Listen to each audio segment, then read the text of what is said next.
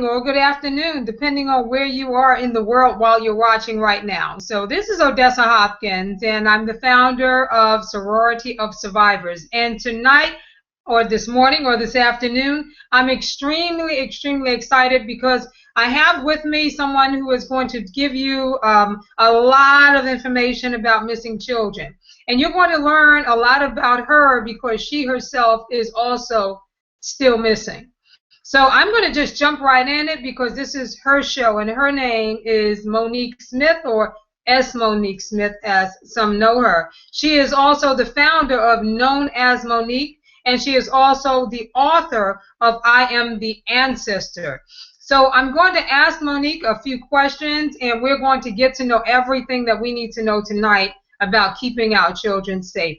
Hello, Monique. How are you? Hello, Rita. How are you? I'm doing fine. I'm excited. I'm exceptional. Thank you so much. So I'm going to get right into this. I want you to, first of all, tell people just a little bit about who you are as far as you know from a childhood, very briefly, in about 1 or 2 minutes. From childhood, I had always been the background of my class. I wanted to see movement, and I was just more awesome, dynamic days. Okay, so tell me about, as far as a childhood, your childhood, as far as you're being missing, as far as what you know about your childhood, the most that you know about it. What age did you go missing? Right now, the markers actually are not listed. The materials that I was able to have some of the rules, it range from 1968, 1969, 1966. So today, I could actually possibly be 48, 49, or 50. The documents again reflect various names, place of birth, and date of birth. And it's not a good thing. And I take my ability to have a true identity of myself on file. Wow. Okay, so you obviously know what it feels like to be a missing person. So we're also going to talk today about how to protect children, how we can protect our children, how we can protect our neighbors, what we can do to help one another in search of missing children, and of course, like you said, to let people know that you're still alive, and so a lot of the others are too. So tell us a little bit about, as an adult, you've just done phenomenal things. So we don't want to think that because you're missing, you're just kind of floating around, because you're doing some really wonderful, incredibly wonderful stuff. So why don't you just tell people briefly right now what you're doing from a business standpoint? Oh, goodness, from a business standpoint, I'm the COO of a large utility company in the city of Baltimore. I've been doing that for a little over 11 years. I actually manage a milestone of $35 million working with contractors work. I'm excited about that. I've relaunched my construction firm, the Ultimate Concierge, in 2012, and that's exciting. The goal behind that is to be my own corporate sponsor at home. In the meantime, I have a foundation. And that's big. And because I've had to make you lead, I create and become an individual. I had to develop the Known as Monique Foundation. I want to be hope to let everyone know that all missing children are not dead. That we are alive. I'm very much alive. And I've been blessed beyond belief. A couple of the over they say to be able to play a role. So in both the construction companies as well as the nonprofit, it's going well. And what I'm able to do for both entities builds the strength of the community I'm looking to grow more. Well, you just hit on one of the big points. You said hope. All missing children are not dead. So tell us about your thought. It's been a beacon of hope. Yellow just happens to be the cause of missing children. It's the life we got to missing child's home. And that hope is the mindset and the shift that I've been able to bring to people that have to look a little longer, look a little further, and to support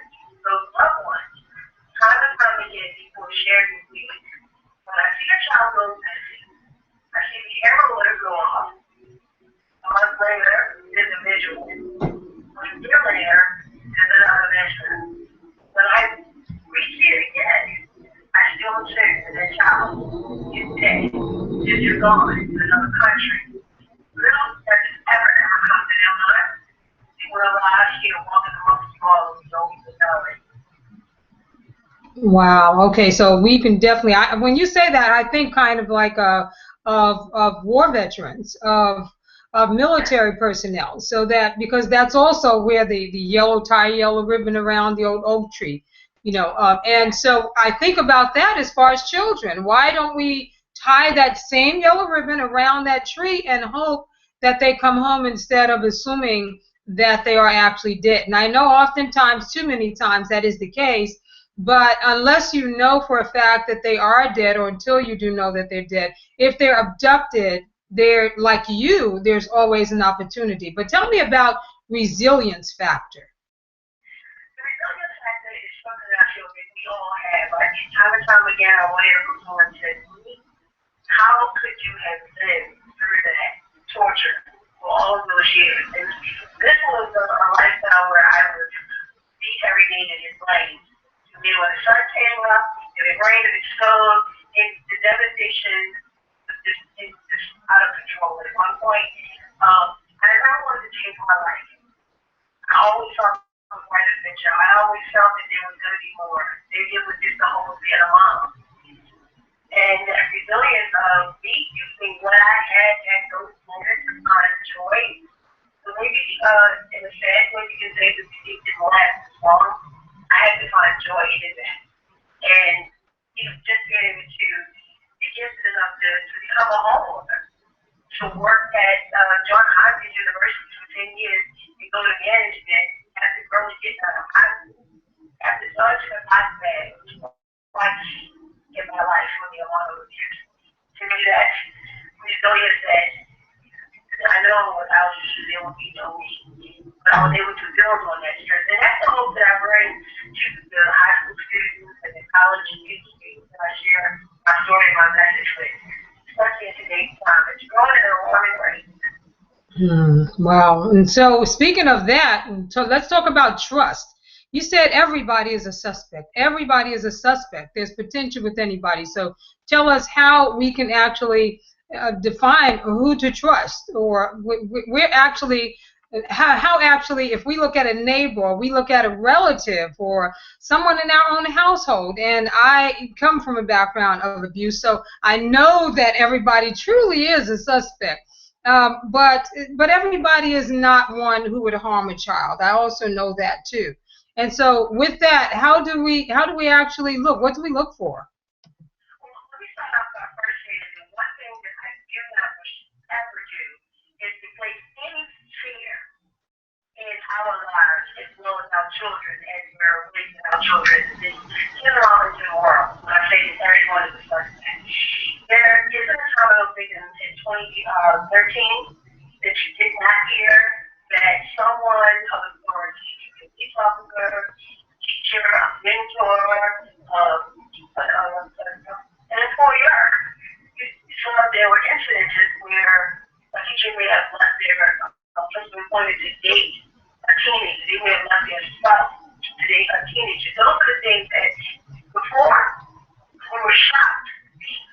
But now I am shocked when people still are in awe, when they still say, not my neighborhood, not my family. The trust factor is, so you are straight talk. At this stage of the game, if you are a single mom or a single person, you look at it a little bit more when you are dating an individual, when you have children. Hey, you love them, he loves you, but you have to go a little deeper into their person's background and history. Time and time again, it's proven that they may not just be dating you, they should be dating your kids. That's the straight talk. Well, they may not just be dating you. That's true. And we're very excited. Let's pat ourselves on the back and hear our children step their game up by saying, Mom, I need to go to school early today. I want to take in my project because I want to turn it in on time early and get the teacher's opinion. At that time, we're patting on the back saying, way to go get that grade. That same token, the teacher that they're going to see that morning, the educator, it is someone that you got has been at that school for a while.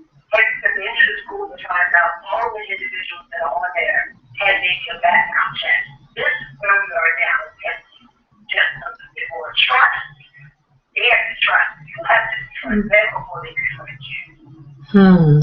What about awareness? And that actually brings us to awareness. You have to be aware of everything around you, but you also say that prevention, you say that trust, wait a minute, you say that awareness is the key, but you also say that prevention lasts a lifetime.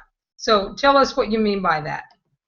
Okay, so awareness is the key, and that is, again, look at the resources that are around you and see what actually happens. That's awareness.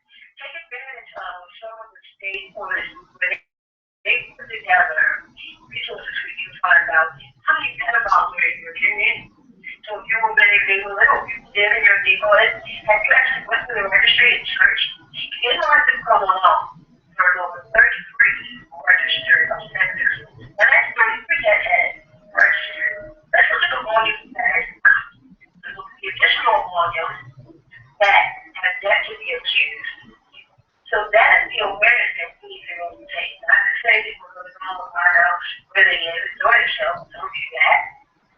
But the awareness, prevention is the education that take in because you know these elements. This is where you empower your children. You let them know that the neighbor is okay, you go off to school, go to the store, play outside. You don't want to shield the children. But again, the prevention is that you know you share it with your child. And again, that's the confidence that you build in them to be able to, push back inappropriate touch or inappropriate conversations that they're having. It starts from home. We need to motivate them. We don't want to be scared to say, oh, we're going to every bus driver, we're going to let you. That's not the message. The message is that we have an open line of communication at home. Anything that you feel is inappropriate, share with me, and then we can move forward to bring resolution to this. So do you think that's one of the big things that has actually gone wrong, or that is going wrong right now, is that we still don't feel comfortable with talking to our children? And you brought up a good point, because you talked about confidence. And I know that was something as a child that I did not have. So I recognize and know that if your child does not have confidence, they're much, much more likely to go with a stranger, or to buy into something that they're saying that you should do, or to come with them, or to allow them to touch you, because you don't even have the confidence to say no. You want to say no, but your confidence is just not there, and you allow it because you feel like, well, maybe if I don't say no, maybe I will be okay.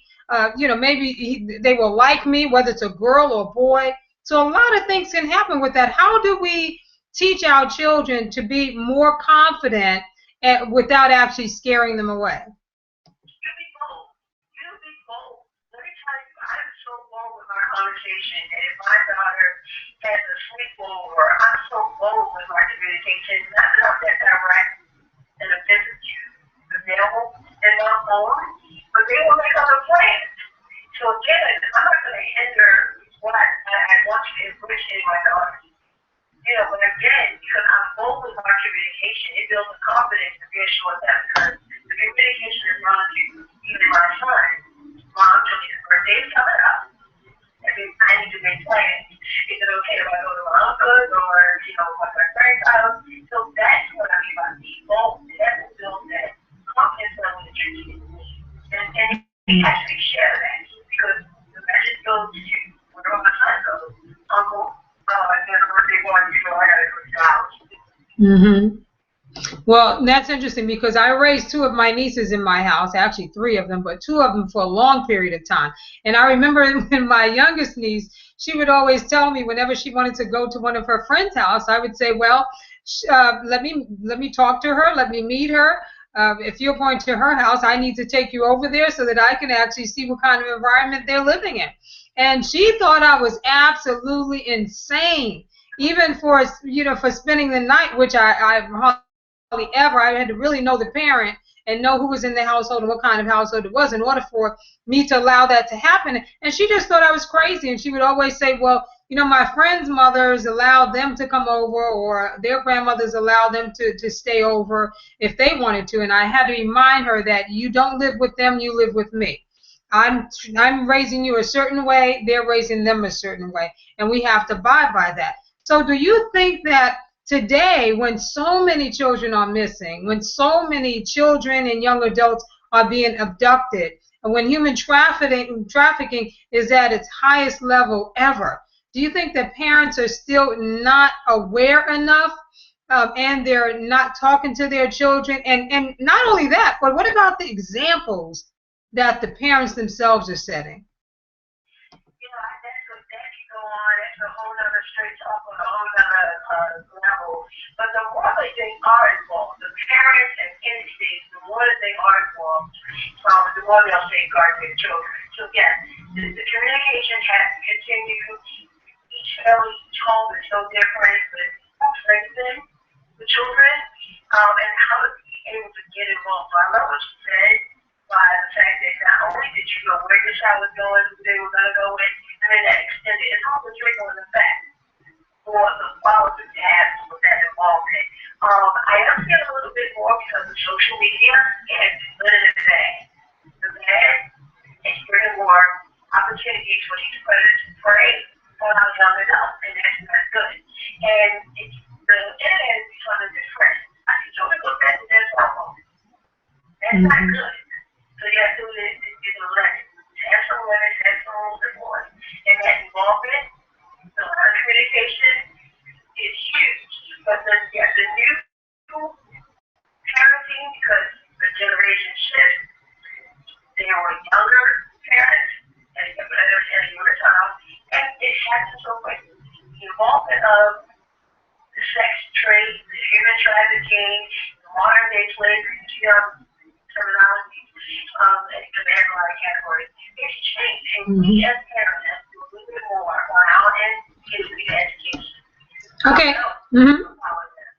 And what are some of the kind of tips that you can give to your child? Like with my niece, we had a code with cell phone. She has a cell phone, I have a cell phone, and we had a code. So even today, she's 21 years old and has a 1-year-old child and no longer lives with me, and we still have a code. So, she knows what to say if something is wrong, if I call her and something happens. Or if I text her, she knows what to text back, so that if it's not her or someone has her phone, or if someone has her and they pretend to be her, how I know that it's not her. So what are some of the things that we can teach children to do, or even parents to do, to let us know that they're okay? Because I saw a really neat video that you had put up about when your daughter had it when she was coming home, and how she let you know that she was home. So tell us about that. Use the technology to your advantage. If you are paying that money for those cell phones, you want to print off, have some rules engaged with that. If they say they're going to their friend home, they say they're going to the movies, they trust them. Because again, you have to give them that trust and honest communication. Have a spray about it, take a picture. Let them or text. There's a moment that I had another young lady going home from my home, and I told her to text her mom to let her know that she was in right. Using that technology. And I'm glad that you're texting, because it's not just children. I'm glad you're your daughter and checking up on you, like because what we fail to realize is it's not just about the children. We also can sometimes as adults. So it's almost a shared entity, and that message out there. Totally, the young men are being abducted at the university. They're going to maybe a half hour, and they're never, coming back home. They're reported missing. Wow. I didn't even think of that. You just brought up a really good point. We talk about the children, and this is actually about the children, but I really had not even thought about the fact that as adults, the parents themselves can actually be abducted as well. So let's talk about real survivors. In the time that we have, I want to make sure that we cover most of these areas. So real survivors don't have secrets. Let's talk a little bit about that. Real survivors don't have secrets, because when you see something, you say something. But we have to get that confidence. We have to teach our children how to communicate. So again, in order for you to even reach up to me, and I'm so excited to be a part of the sorority of survivors. Because again, you can't harbor that emotion in you. That means that you won. So if you're living in a life where you're married and children, but someone to let that anger, that frustration, get working on your healing process, but when you share that happens, you connect. Go one more, go two more, go three more. You're asking for the faith to help somebody else, someone else's life, not only empowering yourself. So that's how I strongly feel that a big healing process comes from knowing yourself. And that's just about yourself. So again, when you see something, say something, it's more or less like your child wandering, unattended. You don't want to leave it up, say something, but again, about yourself. Sexual abuse happen, manipulation happen, and even when they go out, they be willing to whom you with, where you're going. And that can also cause an adoption. So yes, a real survivor doesn't have secrets.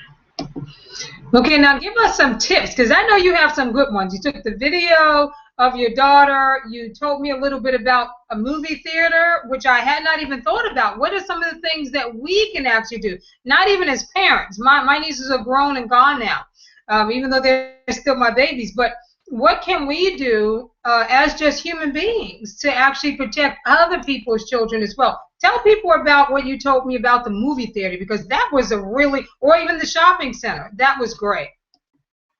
Yeah, a lot of times people don't educate, so you understand that if you can't educate what is going to happen or who a predator is, because again, those get mad. It's totally changed now. But it's always about safeguarding yourself. So you're going to share where you're going, to go to the bathroom. It's the same thing as a time limit. I kind of joke with my daughter, like, number one, number two. So when they go to the restroom, I have to go, you're going to give me 1 minute. So I'm going to them. I'm using a blood technique to actually let them know that I'm watching them, but they don't get it. The same thing with you. If you're out on a play date with a hubby, you can be abducted. And the same token, if you decide to go to the restroom, that one snapshot look to say, wow, she was wearing pearls, a matching set of earrings, she had on a black top, a headset, dark hair, and any distinguishing features. So again, the goal is that you gotta have the mindset every day to try to remember what the individual you're with is wearing. You're the last person to see them in the event that you have to report them to any law enforcement. Another great tip is if you decide to go to a fair, a park, a playground, have rules. We often know that the little young fellas, they go behind the dumpsters and go to the bathroom. That's a no-no. Have rules. If you decide to go to a large amusement park, have a meetup point. If we're all not together by a particular time frame, then you'll be at flagpole, a stand, a sign, and that will allow them to actually identify where they're supposed to come back and with the cameras as well. Okay, so now another thing is, tell us about known as Monique. Tell us about your foundation. Oh my goodness, I'm so excited about the foundation. I actually participated today in a search recovery effort. What we do is we do take intake and we support so many ways. We have opportunities every day, missing person flyers. We also have a link to fill out outreach. We have a mission that we do in high school and colleges called the STAND campaign. We're actually, taking a stand against the inflation of children. That is an awareness and education where they're manipulated to go to high school, middle school, and go to university. We also do daycare. I call it daycare because we're going to take your child to a daycare provider who's aware of your growth of children. But when you see that someone gets certified, that they participated in a safety awareness program, that is awesome. The Mommy Me program, the same exact thing. We have safety bracelets, we have connectors. We'll be able to instill in them good techniques for without fear and doubt. Don't talk to strangers Mm. the group of engagement. Wonderful. I'm going to share a couple of our successes. Oh, absolutely. Share. We raised absolutely about $26,000 by 2011, and 100% of the proceeds actually goes to other organizations like City Hospital, Transportation Rescue Victims, the National Center of Missing Children, and also the children yet do without. I am so excited about having statistics such as those. Me personally, I've spoken and have done workshops, classroom settings, and I can honestly say about 1,200 students have had an opportunity to have the awareness campaign facilitated. And it's so fun when I get the message coming back to my teachers about, I really thought of that. I'm going to implement that in my family now. You know, like to have to come back next year. That's huge. Wow. Okay. Now tell us about some of the efforts that that we can do, the public can do to help the Known as Monique Foundation, because I know that there's flyers that you put up and all kinds of preparation that goes on. There's a lot of responsibility, and you've been taking on a lot of that yourself. And so tell us about some of the things that when people go missing, that some of the things that happens, that takes place, and how we can actually help. Oh my goodness, thank you for asking. We are often looking for partners, and I can use Spotify as one of our corporate sponsors. What they do is, even in businesses, search after a door market, they will actually come out and place two mobile restroom for you. And those are things that you would normally think of, but it's so important. We also support the recovery efforts, again, with a 30-day window as last, 6 months window as last. Any type of people with gift cards from office people and your people, which will allow them to replenish their material because they can still cost. I'm taking notes. I'm taking notes. Good. Yes. Yeah. Also, the gas cards. People don't really realize those small things.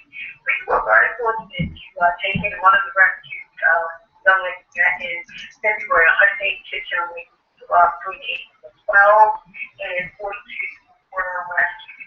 And we actually have a 19-year-old house. So again, we are able to support them with their expenses that they had as far as television and high school. So I'm excited about the process. So we are open 24 hours actually today. That was the family. And we also care about the counseling. Wow. I don't counseling myself, but the resource model that I have built out allows us to individuals within our network. Wow, that's awesome. Okay, so tell us give us some closing thoughts. Well, it's not closing quite yet, but give us some other. Let's see. You touched on. Oh my gosh, I have so much notes, and I'm not a note taker, but I was taking lots of notes. Sure. I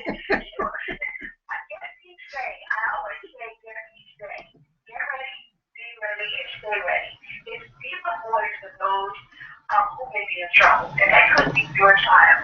Be that voice. Again, get involved, build that confidence that they need, keep their line of communication, be that person, be that individual in their lives. Get prepared to help someone.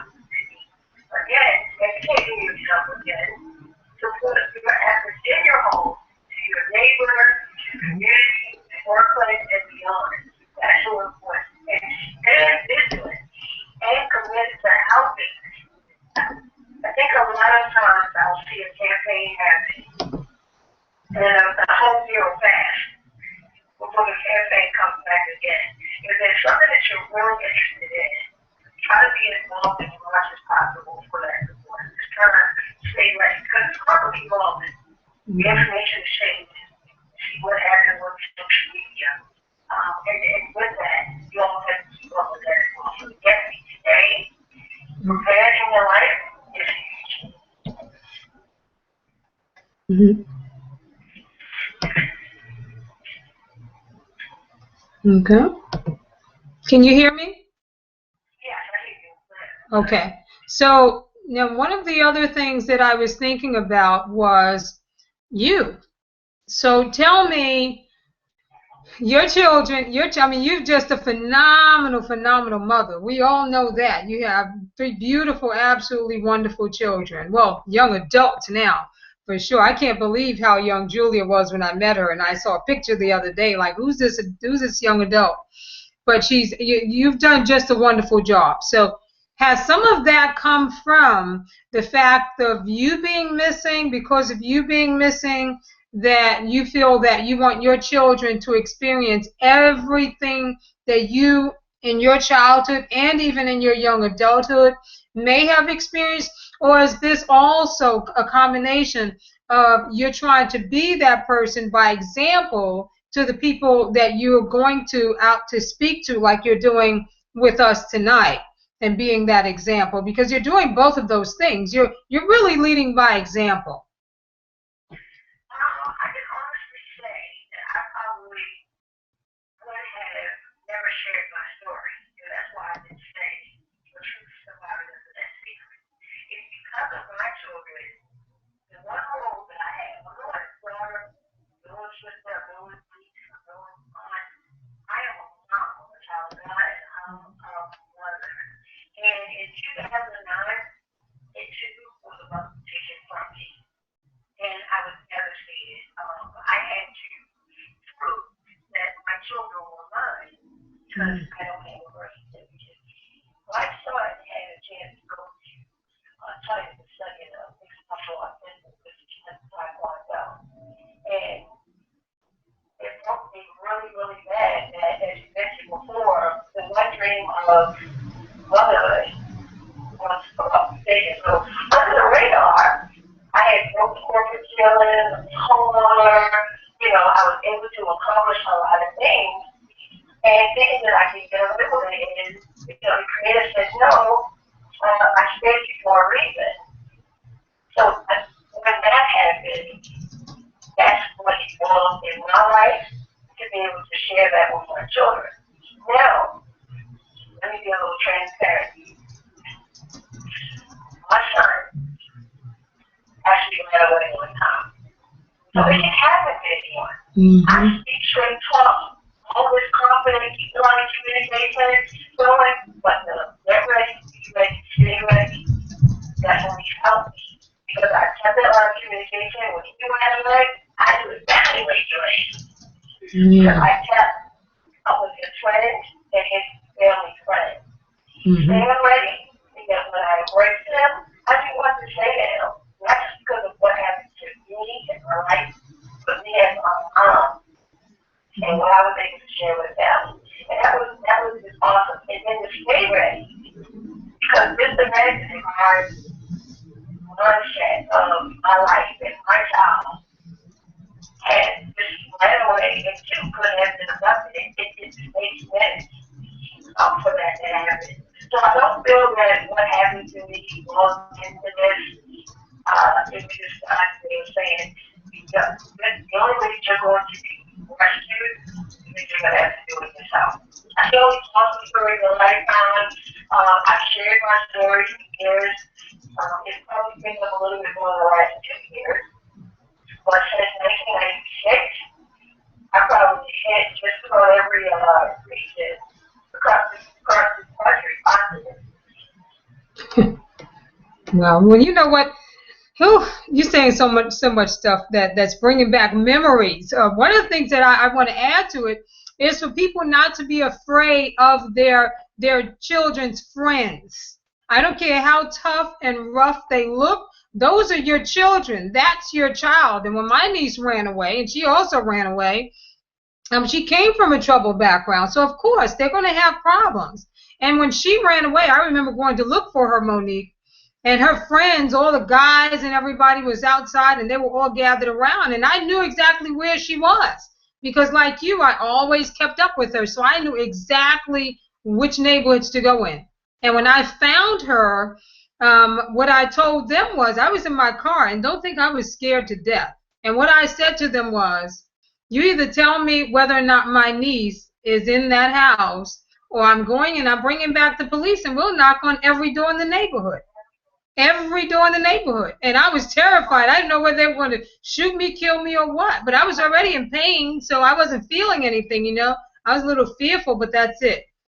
And they gathered around, and they got gathered around in a little cluster, and they were talking, and one of them came to my car and said, "Wait 1 minute." And the other ones went and got her and brought her out. And so that just goes to show me they didn't want any problems. If she was not worth it to them to ruin whatever was going on in their lives and in their neighborhoods and warrants or whatever may have been on them, they weren't really willing to risk that. So my just taking that one little chance, that one little extra step, and not being afraid of her friends actually brought her home safely and has kept her safe ever since. So give us some closing remarks. We have about 2 minutes left over, and I want you to give us some closing remarks, something that we can take away right now that's going to impact us. Just basically let every individual that you come across know that you're fully aware of resources that are available to you and how to utilize them. You get confident in people. You got to be just as aggressive as the world is evolving to change, to be that change, to save the world.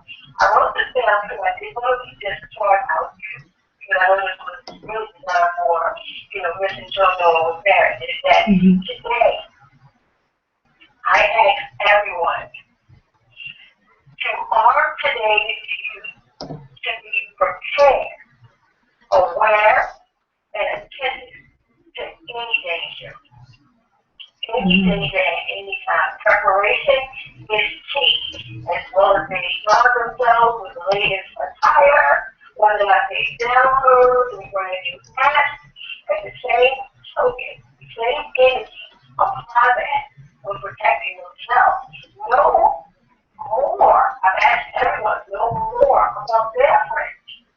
This is not all that's my friend, no more about your friend. And give them the opportunity to say, you know, a lifestyle that, I'm not you, it's now we're cold, run a step back just a little bit more and just talk yourself. Because if we don't do this as parents and leaders, and it's not into the children or the young adults, how are we going to play that forward? Say that again. Today, you there, aware and attentive to danger at all times. Yeah, they definitely need to be able to, they're out there advocates.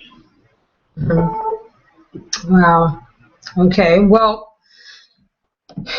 I tell you, you've given us a lot to think of here, Monique. I really appreciate you. I really thank you for all the work that you're doing, because I know that you deal with people who are very, who are afraid, and they're fearful of their child and their friends and them being abducted.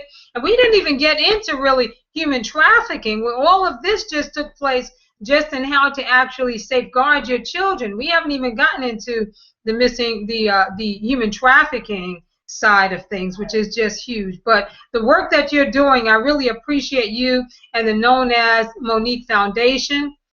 I want you to just keep doing what you're doing, sweetie, because you are out there looking after our children while some of us are actually at work or at school or at home. You're out there doing the grunt work. You're speaking. You're telling people about it. You're looking behind. You're looking in subways and in shopping malls and movie theaters and driving around.